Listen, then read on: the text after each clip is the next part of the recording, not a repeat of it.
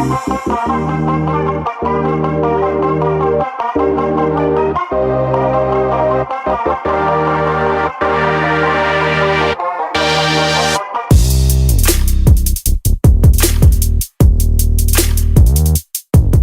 team, welcome to today's video.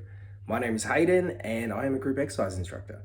Now, if you are a regular with me, this is obviously not my usual backdrop. That's because we're not in my home.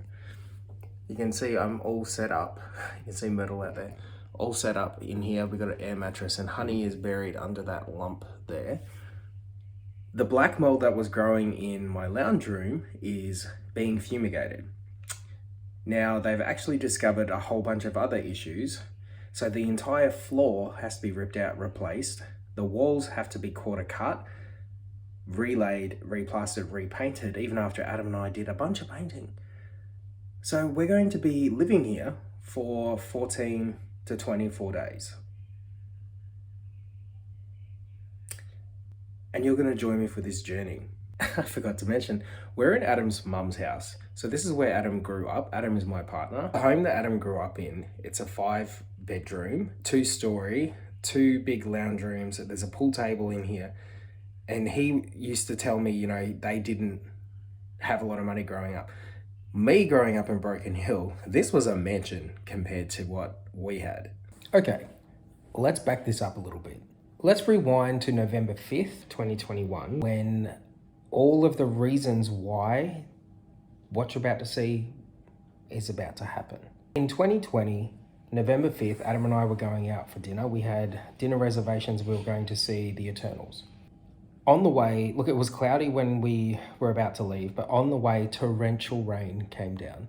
So much so that the road and the drive from my home to the restaurant that we go to, Veggie Bowl, is in the suburb right next to us. It's less than an 8-minute drive. It's 2 turns and then on a main road and then you're there.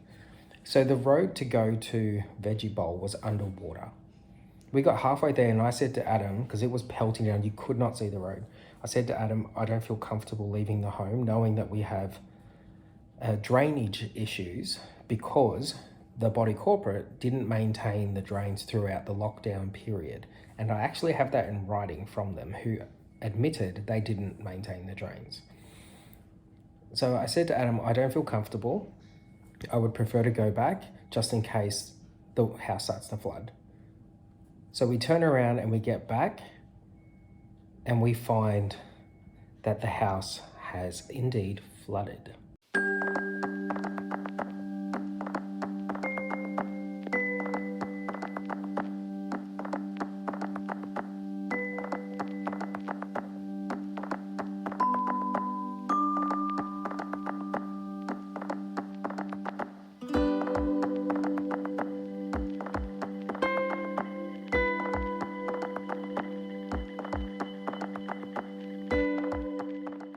You can see all of the edges of my flooring are raised from when the water came in.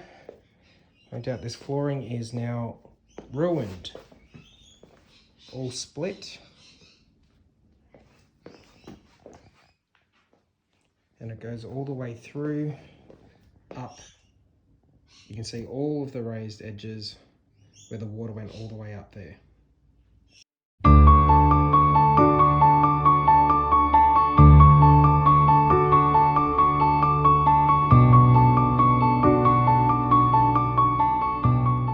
After the initial flood, that's when I started reporting all of the stuff to my insurance company, RACV, to get the ball rolling, to make an insurance claim, get things ready to go. After contacting RACV, they initially sent someone out to assess from their Restorex company. So I contacted them because I have a contents insurance, not a building insurance, and just to get them to assess the damage to the floors and the mold that was revealed. They sent out the assessment, they ripped everything out, did a quarter cut around everything, and then just did a basic assessment of the front.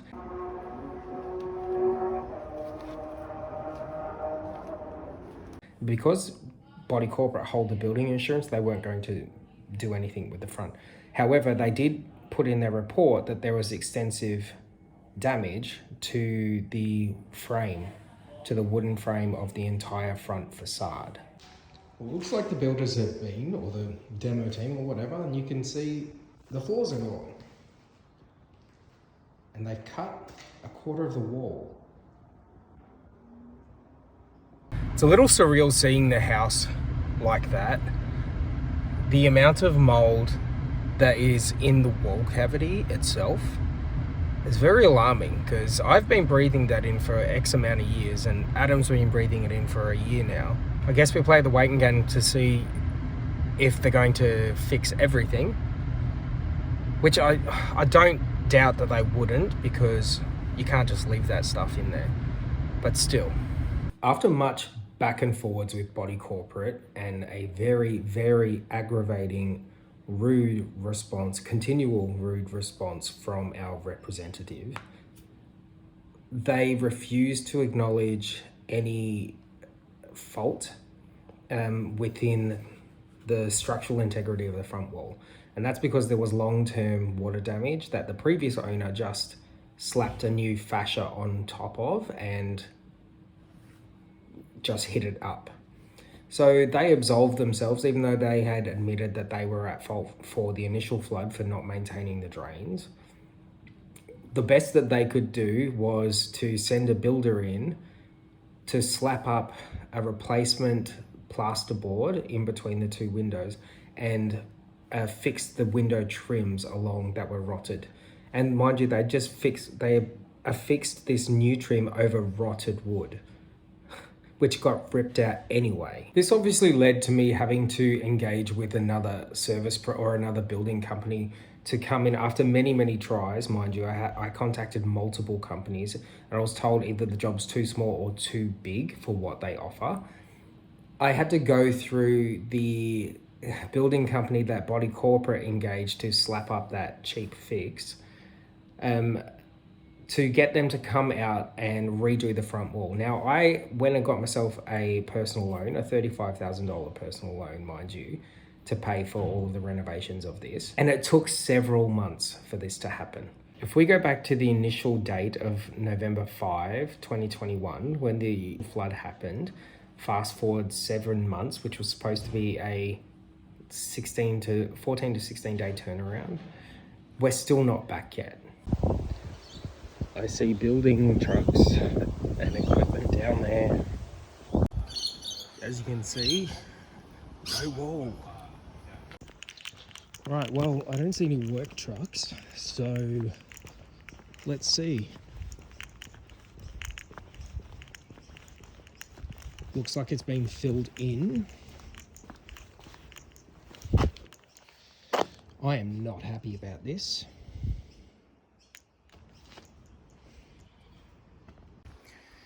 So I've just finished work. I thought I'd come and have a look. They should actually be finished today. It does look so much better than what it used to look like. Completed. Wow, what a difference. Very, very, very bright. And here we have the inside shot. I'm very glad that we didn't compromise on the light, the amount of light that's coming in. But God, that makes so much more of a difference. If we remember, they used to be green and rotted and sitting flat outside the cement slab. Now these sit inside, on top of the cement slab, so it's sealed, waterproof. Next step, getting the remediation team back to get rid of the mold that's in the corner. Now that there's no more water coming in, I've got a quote, a guy from a roof specialist coming to look at the roof, and then also coming an internal builder to give us an estimation of this. And then on Saturday, the floor guy is coming to measure. So the Restorx assessor just left. I have been working from this construction site, which is my house, for the better part of the last 4 hours, hotspotting off my phone, waiting for this person to come in, who I was told is coming to do an assessment on whether or not they need to finish the mold treatment. He comes in, no phone call, by the way. I was told they'll call half an hour before. He comes in and says, oh, I'm here to assess the floorboards and remove them. Pretty certain your company already removed them 9 months ago.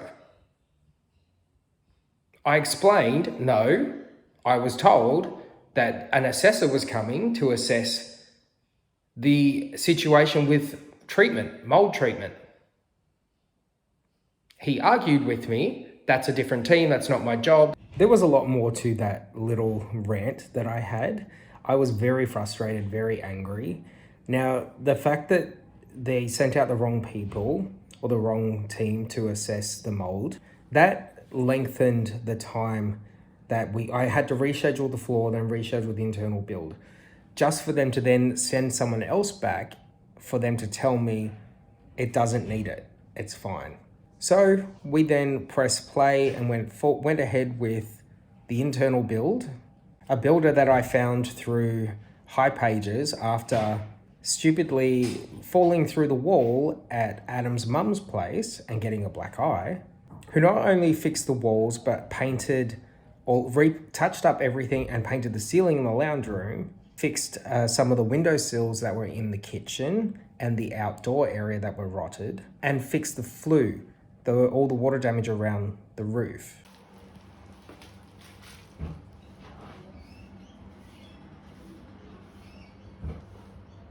We were then able to finally get the floor done. Moment of truth. I do believe the floors have been put in. Oh, that is so weird to see flooring. Oh my gosh. That is so weird. And they left the light on. Oh, wow. Wow, they edged around the heater. It looks so good. It's nice and level, it's all fresh. Bedroom. Second bedroom. As you can see, I am currently in the hospital. My wonderful view for the next few days. And that's because I had 2 teeth extractions. One about 2 or 3 weeks ago, and then one a week ago. And that meant that I had to do 2 rounds of antibiotics because one of them got infected. Halfway through the second round of antibiotics, I started developing issues in my abdomen. Turns out I'm one of the rare few, or a rare case, of having a bad reaction to antibiotics. I started developing E. coli, and my large intestine started shutting down. Fast forwarded to now, in between that, I was told, I was passing nothing but blood. I was nauseous and constantly, every time I needed to go, broke out in intense sweating and felt nauseous at the same time because I couldn't hold down anything, including water. We're now on day 3 of no food, but I am allowed, I've just been upgraded today to free fluid. So I've had my first coffee in almost 4 days. And although it's hospital coffee, it's not great. It was good enough, it hit the spot. Hopefully, when I get out of here, we can get back to finishing the house.